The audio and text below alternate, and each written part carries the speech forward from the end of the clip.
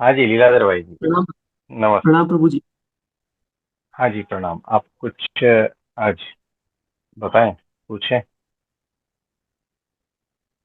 जी प्रभु जी, आज मेरा जो पहला सवाल है आपसे वो ये है कि जो अनन्य भक्ति है, जैसे एक पत्नी अपने पतिव्रता अ, अपने जैसे पति से को सिवा और किसी को कुछ भी नहीं मानती, पतिव्रता व्रत रखती है।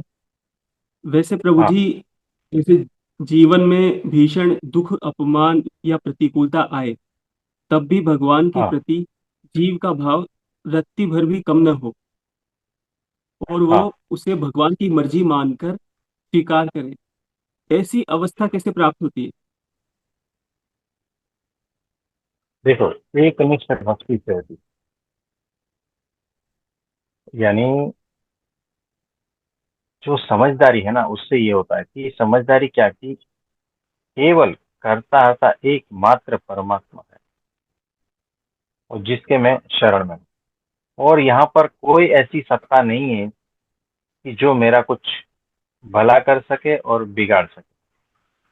केवल और केवल परमात्मा ही सब कुछ करता हरता है, सामने चीज भले उस रूप में हो, है ना। यानी किसी ने गाली दी तो भी मेरे टेस्टिंग के लिए है, मुझे वहां से आगे बढ़ाने के लिए है। और ये सारा कुछ रचा गया है खेल, वो मेरे परमात्मा ने ही रचा है, ताकि वो मुझे गाली दे और मैं थोड़ा सुधर जाऊं। आप समझे, इस तरह से जब आप लेते हो, इस तरह से जब निष्ठा होती है परमात्मा में, परमात्मा का स्वरूप जब आपको समझ में आता है, तब निष्ठा होती है। और जैसे ही ये निष्ठा होती है, एक निष्ठ भक्ति हो जाती है। यानी फिर देखो, आप जो है ना, ज्योतिषियों के चक्कर में नहीं पड़ते, तांत्रिकों के चक्कर में नहीं पड़ते। ये वैरागी साधु बाबा, ये जो है उल्टे उटपटांग हरकतें जो करते हैं, उसके चक्कर में नहीं फंसते। क्योंकि वहां पर आपकी निष्ठा और आपकी जो भक्ति है वो बढ़ जाती है। यानी कैसा होता है कि वो जो पतिव्रता जैसी भक्ति है ना परमात्मा के प्रति, वो नहीं रह पाती, है ना, बट जाती है। और उसमें जो है, जैसे ही वो बंटवारा आ जाता है ना, वो दम नहीं रहता। वो भक्ति फिर अपना फल नहीं देती है, वो निष्ठा अपना फल नहीं देती है। और जन्म मरण के चक्कर से आप छूटते भी नहीं हो। तो इस तरह से दो तीन चीजें ही याद रखनी है कि होश पूर्वक, समझदारी पूर्वक परमात्मा के स्वरूप को समझना, उससे ही एक निष्ठ भक्ति उदय होती है, और पतिव्रता जैसी भक्ति उदय होती है। नहीं तो कुछ चीजों के लिए उस भगवान के पास, कुछ चीजों के लिए उस भगवान के पास, वहां कुछ ठीक नहीं हुआ तो उसको बदल दिया, वहां कुछ ठीक नहीं हुआ तो उसको बदल दिया, ऐसे बदलते बदलते तुम, है ना, मतलब इस तरह से बिगड़ जाते हो कि अभी जो है वो स्क्रैप में जाएगा, भंगार में जाएगा। वैसा हालत तुम्हारा हो जाता है। और ठीक ठाक ढंग से जो है ना, अध्यात्म में जाना है, उस ध्येय को आप वहां तक पहुंचते नहीं हो। और परब्रह्म परमात्मा ही ध्येय है। एक निष्ठ भक्ति, पतिव्रता की भक्ति ही वहां तक पहुंचाएगी। आप समझे। इसमें और कुछ पूछना चाहते हो? जी प्रभु जी, एक और सवाल है। वो ये हम्म। है कि जैसे बहुत से भक्त ऐसे भी होते हैं जो मुक्ति मोक्ष ये सब चीजें नहीं जानते। वो बेसिक लेवल के होते हैं, वो नए नए आए होते हैं। तो जैसे उनको प्रगट भगवान मिलते हैं, तो उनकी जो जब वो जानते नहीं, तो उनकी कामना भी नहीं कि मुक्ति मोक्ष मिले। वो बस प्रेम भाव से और सेवा भाव से जुड़ते हैं संतों के प्रति, तो आज्ञा पालन में रहते हैं। तो फिर उनको परिणाम में क्या मिलता है? उनको सब कुछ मिल जाता है। हम हमारे गुरु से कोई अपेक्षा भाव में नहीं जुड़े, न इस लोक की न उस लोक की, कुछ भी नहीं। सिर्फ प्रेम भाव से जुड़े, और केवल उनकी प्रसन्नता। प्रेम से क्या होता है पता है? कि प्रेम से यह होता है कि वो जो, जिसको मैं प्रेम करता हूँ, वो किस तरह से प्रसन्न हो। है ना। यही एक भाव रहता है कि मेरे प्रियतम जो भी है, मेरे गुरु, वो किस तरह से राजी हो, वो किस तरह से प्रसन्न हो, यही भाव रहता है। तो वो जैसे जैसे कहते गए वैसे वैसे हम सेवा करते गए। बिल्कुल भी कोई दूसरा भाव नहीं, केवल एकमात्र भाव कि वो इसी से प्रसन्न हो रहे हैं, है ना। ऐसा भाव। यानी देखो कैसा है कि जब उन्होंने कहा कि रद्दी इकट्ठी करनी है, रद्दी यानी वो जो वेस्ट न्यूज़पेपर्स वगैरह रहते हैं ना, आप समझे। जी। वो रद्दी, आपने देखा होगा वो कैसा धंधा है। यानी कि कोई जो है उस लेवल का रहेगा तो वो उस धंधे को नहीं करता। मतलब कि वो कचरे का धंधा है। और हमारे गुरुजी ने कहा कि रद्दी इकट्ठा करके लाओ। तो हम घर घर जाकर लोगों से 2 न्यूज़पेपर, 5 न्यूज़पेपर, कभी किलो, इस तरह से वो लोग, हम रद्दी भीख में मांगते हैं। आप समझे। रद्दी भीख में मांगना यानी घर पे जाके खड़े रहना, उनको बोलना कुछ न्यूज़पेपर रहेगा तो हमें दे दो, जो भी आपके पास है, रद्दी पेपर वगैरह। दूसरे घर पे जाने का, तीसरे घर पे जाने का। और कौन है हम डॉक्टर हैं। और कर क्या रहे हैं, ये रद्दी इकट्ठा करने का काम। और क्यों, मेरे गुरु ने कहा है, बात खत्म हो गई। वहां पर विचार नहीं आता कि मैं ये क्या कर रहा हूँ, है ना, वैसा विचार नहीं आता। अगर वो विचार आया तो समझना कि मुझे उनसे प्रेम नहीं, मेरे गुरु से प्रेम नहीं। तो मेरे गुरु से पूर्ण प्रेम होता है तो विचार भी नहीं आता कि ऐसा मैं क्या कर रहा हूँ। मेरी इज्जत का भी ख्याल नहीं है। जिन पेशेंट जो मेरे को डॉक्टर समझते हैं उनके घर पे जाके रद्दी मांगता हूँ, ये क्या है। तो ऐसा विचार नहीं आता। लेकिन इससे मेरे गुरु राजी हो रहे हैं ना, बात कर। यानी चाहे तुच्छ से तुच्छ सेवा भी,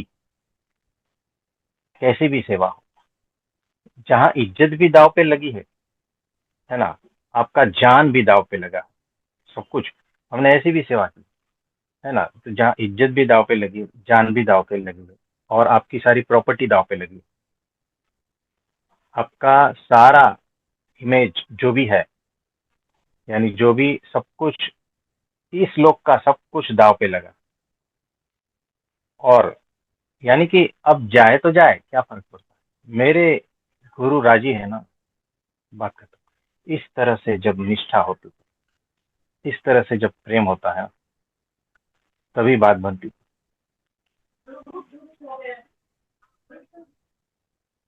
और कुछ पूछना है। जी प्रभु जी। प्रभु जी, ये पूछना है कि एक तो होती है आत्मज्ञान की अवस्था। अब जैसे आपने बताया था कि आप बचपन से ही आत्मज्ञानी थे, तो हम्म। उस अवस्था में सुख दुख तो वैसे ही नहीं लगते होंगे आत्मज्ञान में, उस अवस्था में। हम्म। तो वो अवस्था, और एक उसके बाद जो गुरु के शरण में जाने से वो परब्रह्म की प्राप्ति हो जाना, तो इन दोनों हाँ। अवस्थाओं में क्या फर्क आ जाता है प्रभु जी? क्योंकि परब्रह्म को प्राप्त करते हैं तब भी तो सुख दुख से माया से परे होते हैं, तो इन दोनों अवस्थाओं में क्या हाँ, फर्क रहता है? देखो बहुत अद्भुत बात। सुख दुख, लाभ हानि, है ना, डर, मान अपमान, ठंडी गर्मी, भूख प्यास, ये शरीर की जो चीजें हैं ना, आत्मज्ञान में तुम उससे ऊपर उठ जाते हो। तुम्हें ना ठंडी लगती है ना गर्मी लगती, लगती है शरीर को लगती है, लेकिन मैं उसको देखने वाला सिर्फ साक्षी रह जाता हूँ। तो सुख दुख मुझे नहीं होता है, मेरे शरीर को और बाहर की चीजों को होता है। यहाँ तक ठीक है। यानी कि आत्मज्ञान में तुम वैसे हो, ब्राह्मी स्थिति में भी तुम वैसे हो, लेकिन ब्राह्मी स्थिति में क्या है कि वो परब्रह्म परमात्मा की उपासना है। आत्मज्ञान में वो उपासना नहीं है। इसीलिए तुम जो है ना अटक जाते हो। तुम माया में मुक्त हो आत्मज्ञान में, तुम माया से मुक्त नहीं हो आत्मज्ञान में। याद रखो, ये दोनों भेद है। जैसे कीचड़ है और उसमें तुम फंस गए हो, और उसमें बहुत सारे क्रोकोडाइल हैं, मगर है। मगर को मगर कहते हो ना, आप क्या कहते हो? जी प्रभु जी, मगरमच्छ। हाँ, तो मगरमच्छ है ना। तो आपका एक पैर एक मगरमच्छ ने पकड़ा है, दूसरा पैर दूसरे मगरमच्छ ने पकड़ा, यानी आप कीचड़ में हो, आपके दोनों पैर पकड़े हुए हैं, है ना। अब ये पूरी तरह से आप माया में हो। अब किसी वजह से दोनों मगरमच्छ ने अपने जो पकड़ है वो छोड़ दी, आपको रिलीज कर दिया। आप मुक्त हुए या नहीं, बताओ? मुक्त तो हुआ प्रभु जी, पर शायद कीचड़ में ही हूँ।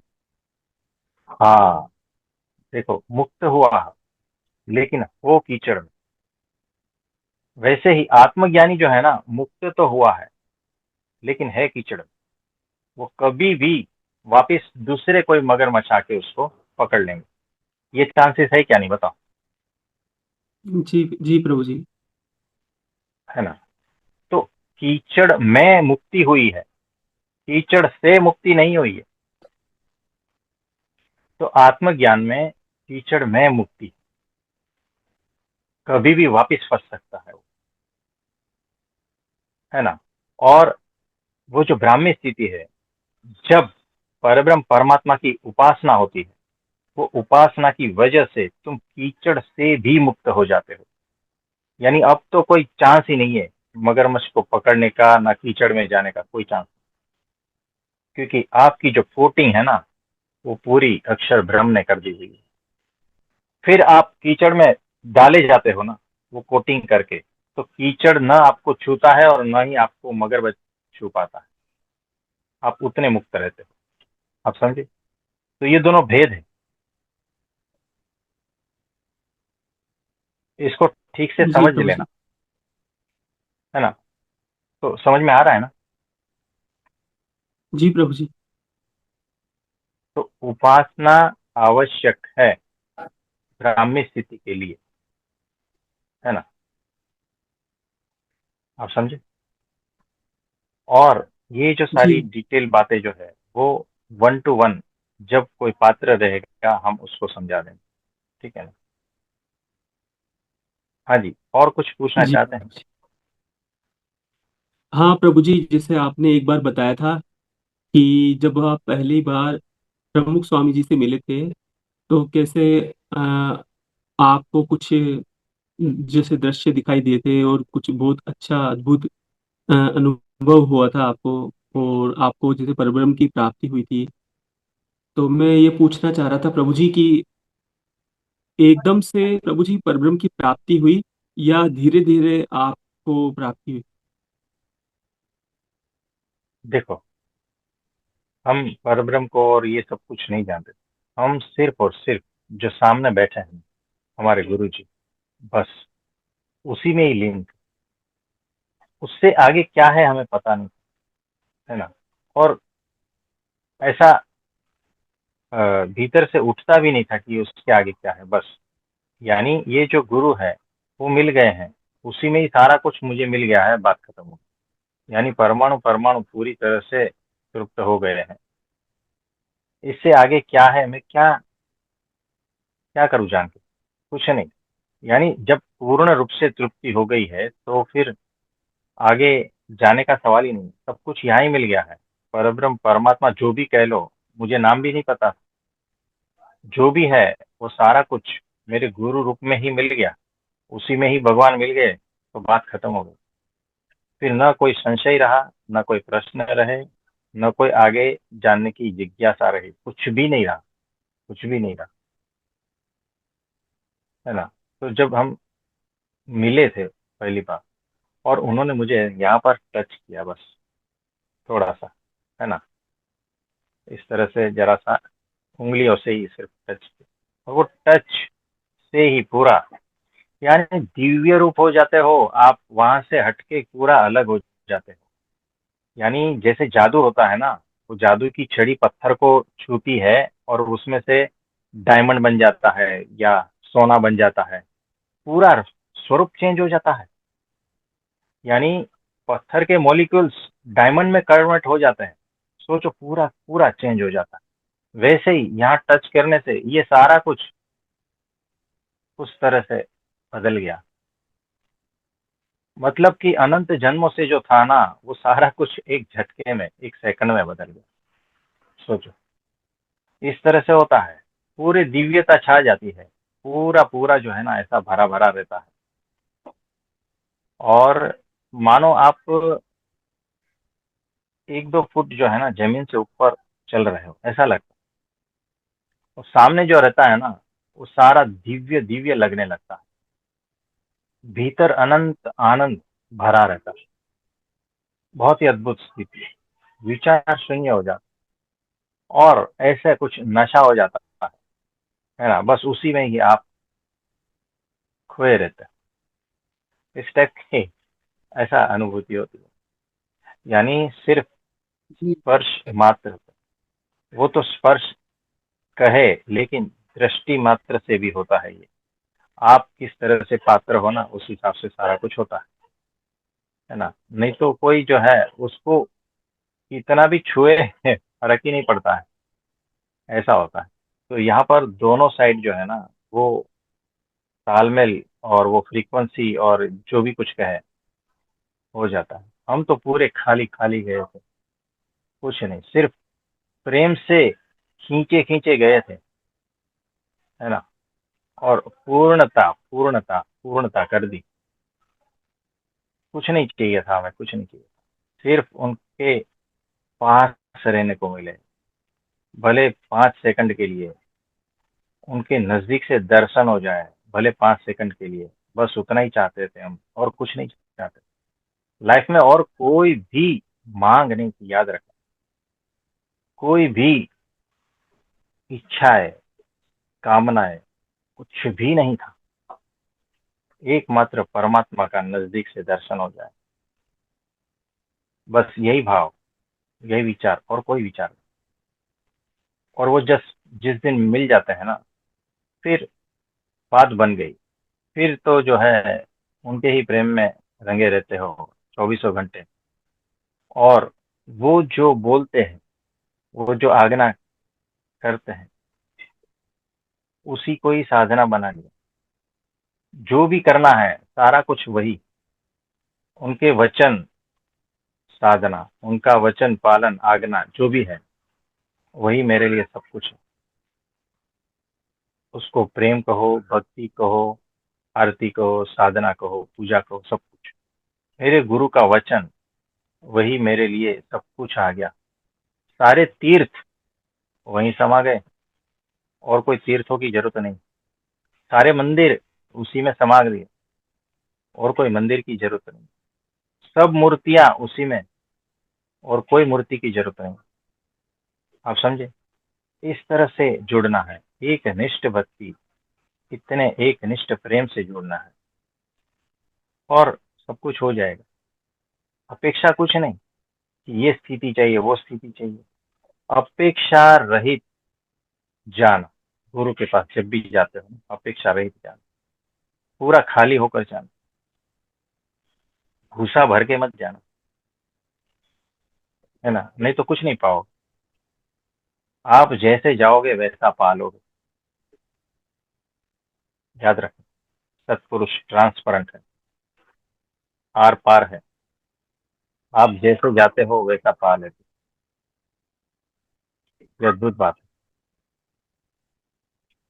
और कुछ कहोगे। तो प्रभु जी, आपका तो कभी सुख दुख से इनसे जैसे पाला ही नहीं पड़ा, आप तो इनसे निर्लेप हो। तो जैसे बचपन से अगर किसी को आत्मज्ञान की अवस्था हो और आसपास ऐसे लोग दिखते हो जो दुखी हो या मोह में हो, क्रोध में, ईर्ष्या में, तो कैसा फील होता है प्रभु जी? आश्चर्य नहीं लगता क्या प्रभु जी, इस दुनिया का ये सब? आश्चर्य लगता है। हम बचपन से ही देखे जा रहे हैं हम अलग अलग लोगों के घर में ठहरे हैं, हमारा कोई घर नहीं था। यानी मतलब जहां रहा वहां मेरा घर, है ना। और पिताजी का कंडीशन ऐसा नहीं था। पिताजी को तो मैं रूबरू कब मिला, मैं 6 स्टैंडर्ड में था तब मिला। पिताजी क्या होते हैं ये हमें पता भी नहीं था। सोचो, यानी बहुत सारे तकलीफों के बाद भी हम संपूर्ण वही स्थिति में थे, साक्षी भाव में ही थे। यानी किसी ने कुछ कह दिया, हमें कोई फर्क ही नहीं पड़ता था। सारा कुछ उसके भीतर क्या चल रहा है वो समझ में आता था, लेकिन उसकी वजह से यहाँ कुछ फर्क नहीं पड़ता, है ना। जैसा है वैसा। और सवाल नहीं उत्पन्न होते थे कि ऐसा क्यों, नहीं, सवाल ही नहीं। सिर्फ और सिर्फ श्रद्धा थी, परमात्मा से कभी भी कोई भी शिकायत नहीं। यानी सत्पुरुष के जीवन में बहुत सारा सुख दुख आता है, लोगों से ज्यादा आता है, याद रखना। फिर भी वो उसे छू नहीं पाता, उसका कुछ बिगाड़ नहीं पाता, क्योंकि वो उस अवस्था में रहता है हमेशा। ऐसा है। और ये सारा कचरा, देखो आप, कचरे का कचरे से भरा नगर है ना। यहाँ यहाँ सब कुछ कचरा भरा पड़ा है, और दुर्गंध आती है, ये वो सब कुछ। और आप वहां से पसार हो रहे हो बिना कुछ भीतर लिए, बिना कुछ विचार के। कोई भी यहाँ पर जजमेंट नहीं, और आराम से आप जाते हो, पूरा देख कर लौट आते हो। ये दुनिया जो है ना, वैसी मेरे लिए है ना। तो ये सारा कुछ है, इसमें अलिप्त रहते हैं, साक्षी भाव में रहते हैं, कुछ छूता नहीं। तो वही चीज गार्डन में जाते हैं तब भी वही होती, कचरे में जाते हैं तब भी वही होती। तो छू नहीं पाता, लेकिन रहते उसी में ही हो। आत्मज्ञान में रहते हैं उसी में ही हो, मुक्ति नहीं है उससे। जब तक ऐसे अक्षर ब्रह्म सत्पुरुष गुरु नहीं मिलते, माया से पार के गुरु नहीं मिलते, और उपासना आपकी शुद्ध नहीं है, तब तक माया में फंसे रहते हो। माया में हो, मुक्त हो, लेकिन माया में हो, कभी भी माया निगल सकती है। माया से मुक्त नहीं हुए हो। तो ऐसे अक्षर ब्रह्म सत्पुरुष जो माया के पार के पुरुष है, वो जब गुरु रूप में आते हैं, भगवान के रूप में आते हैं, उनके सानिध्य में, उनके शब्दों में, उनका वचन पालन, आज्ञा पालन से आपकी वो स्थिति हो जाती है कि आप माया से मुक्त हो जाते हो। आप समझे। जी प्रभु जी। हाँ जी, और कुछ। प्रभु जी कल एक एपिसोड देखा था मैंने, एक मुलाकात, शायद भाग 3 था, जिसमें एक दीदी से हाँ, बात चल रही थी, नीचे मुस्कान लिखा हुआ था उनका नाम। तो वो बता हाँ, रही थी कि जैसे महंत स्वामी जी उनसे मिले सपने में, तो उन्होंने उनको ऐसे कहा कि आपको, आपके लिए कहा था महंत स्वामी जी महाराज ने कि वो हाँ, तुमसे दिल्ली में मिलेंगे, तो मैं ही मिलूंगा वहां पर अक्षरधाम मंदिर में, ऐसा तमन्ना हाँ, कि मैं ही मिलूंगा। तो वो शायद गुरु तत्व की बात थी। तो ऐसा ही एक वृतांत मैंने भी सुना था पहले। तो मुझे प्रभु जी गुरु तत्व के बारे में जानना था, क्योंकि हमारा ध्यान तो शरीरों पे ही रहता है, हम तो शरीरों को देखते हैं कि ये वाले हाँ, महाराज है, वो उनकी बात को सुनकर उस समय मेरे मस्तिष्क में से कुछ क्लिक हुआ कि मुझे समझ में आया कि हाँ ये गुरु तत्व है। मेरा ध्यान शरीर पर था, पर बात शरीर की नहीं है, ये कोई और चीज है। तो मैं उसके बारे में जानना चाहता था। हाँ। देखो कैसा है कि अक्षर ब्रह्म जो गुरु है ना, वो अल्टीमेट गुरु है। परब्रह्म से नजदीक का तत्व है। ये परब्रह्म है, उससे नजदीक का तत्व अक्षर ब्रह्म गुरु है। फिर माया है, फिर ईश्वर है, फिर जीव है। तो ये अक्षर ब्रह्म गुरु जब वो साक्षात आते हैं या फिर वो किसी में प्रकट रहते हैं, ईश्वरों में, जीवों में, किसी में प्रकट रहते हैं। यानी देखो, टायर में हवा है, किसी में कम रहती है, किसी में ज्यादा रहती है, किसी में एकदम सप्रमाण रहती है ना।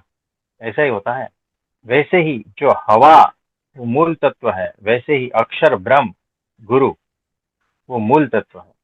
वो किसी में भी प्रकट रह सकते हैं, किसी का भी शरीर धारण करके उसमें उसके द्वारा प्रकट रह सकते हैं। लेकिन वैसा कौन है जिसमें वो रह सकते हैं? तो वैसा वो प्योरिटी वाला जो कोई रहेगा ना, उसमें वो तत्व प्रकट रहता है।